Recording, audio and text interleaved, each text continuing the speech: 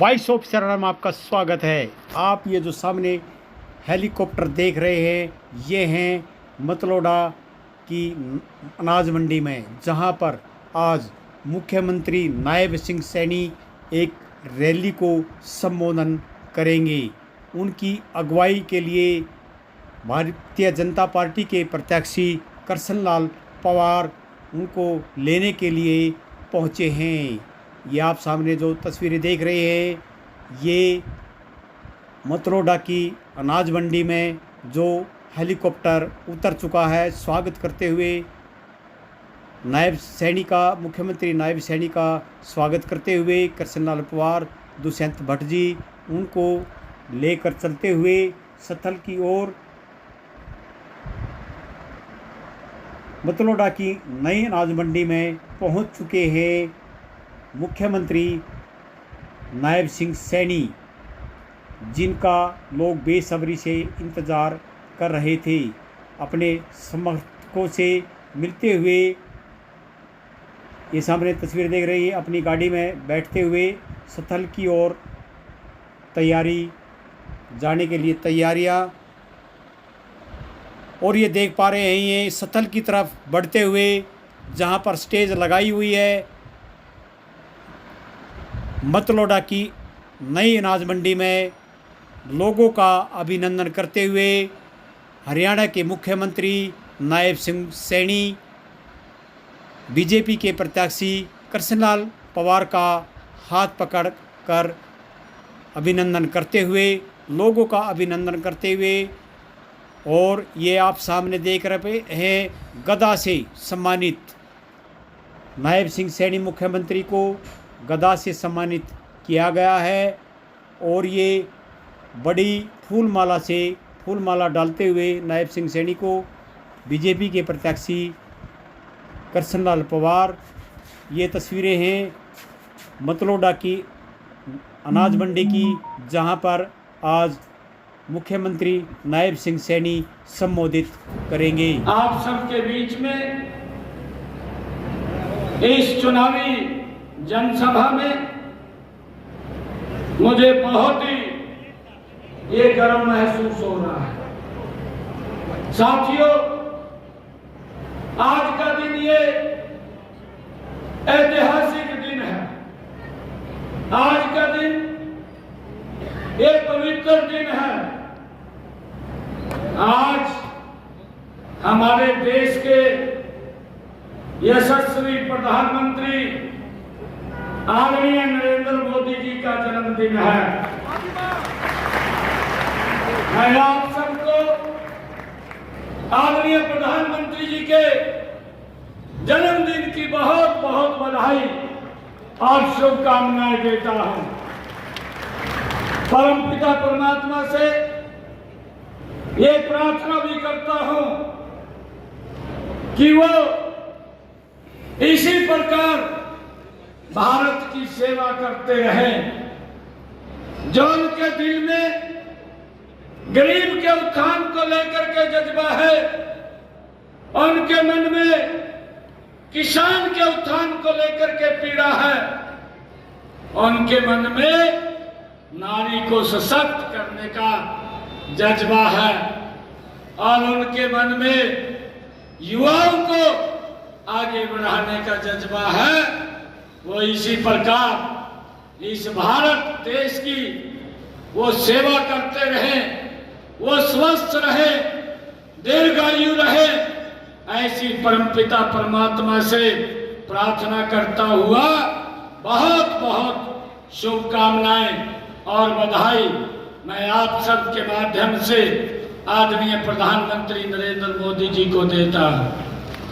भाइयों, आज एक और पवित्र दिवस है। आज भगवान विश्वकर्मा, जिसने इस सृष्टि की रचना की है, भगवान विश्वकर्मा की भी आज जयंती है। उसकी भी आप सबको मैं बहुत बहुत बधाई और शुभकामनाएं देता हूं। भाइयों, जैसे जैसे ये चुनाव आगे बढ़ रहा है, कांग्रेस की बौखलाहट भी वो बढ़ती जा रही है।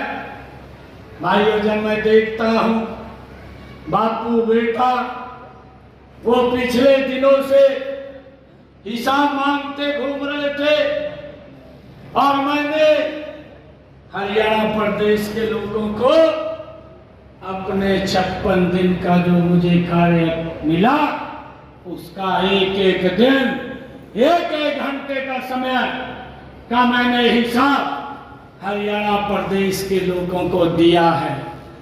भाइयों, बापू बेटा अपनी वही उठा करके उन्होंने तो साइड में रख दिया कि 10 साल का उनका कार्यकाल जो उन्होंने किया, और बेटा बोला अरे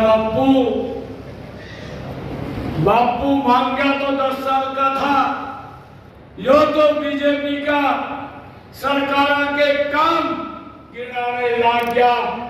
अरे बापू बोलिया अरे चुप हो जा, 10 साल का कोनी, अभी तो 56 दिन का बताया, अगर 10 साल का बता दिया तो हालत खराब हो जाएगी कांग्रेस की। ये इतने काम हमारी सरकार ने किए।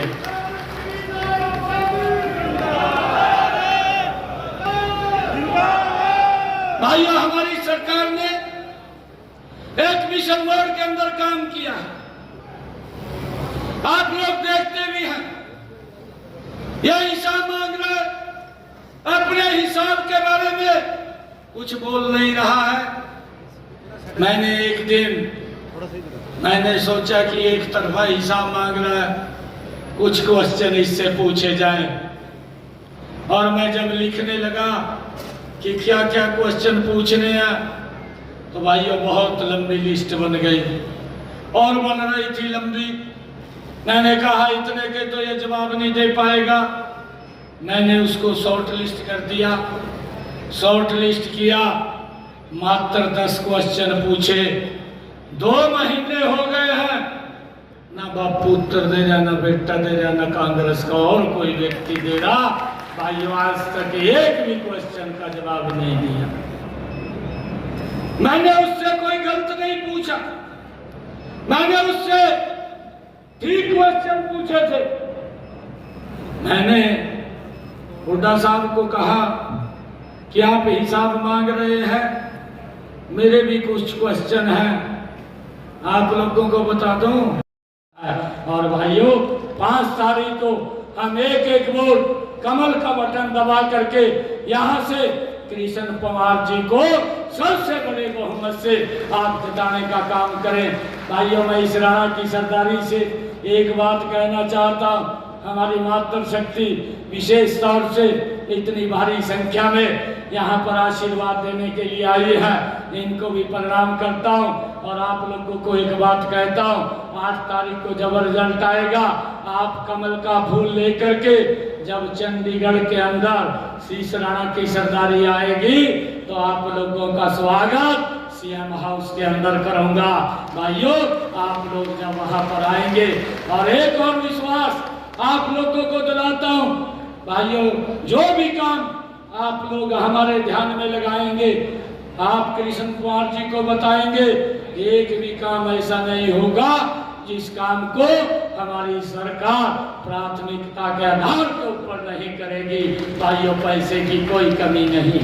मैं आप लोगों से आग्रह करूंगा कि हम ये संकल्प लेकर के जाएं और ये आशीर्वाद हमें दे करके जाएं, मुझे भी दे करके जाएं, कृष्ण कुमार जी को भी दे करके जाएं कि 5 तारीख तक हम घर नहीं बैठेंगे, बाहर भी जहां कहीं हमारे रिश्तेदार हैं, मित्र प्यारे हैं, भाइयों, उनसे फोन करके कमल के बटन को दबवाने का काम करें। और 8 तारीख को रिजल्ट आएगा, हरियाणा में तीसरी बार भारतीय जनता पार्टी की सरकार बन रही है। इसके लिए आप लोगों का आशीर्वाद हम यहाँ इस राणा में लेने के लिए आए। आप सबका बहुत बहुत धन्यवाद। एक जोरदार जयकारे के साथ भारत माता के, भारत माता के, वंदे वंदे। बहुत बहुत धन्यवाद आप सबका।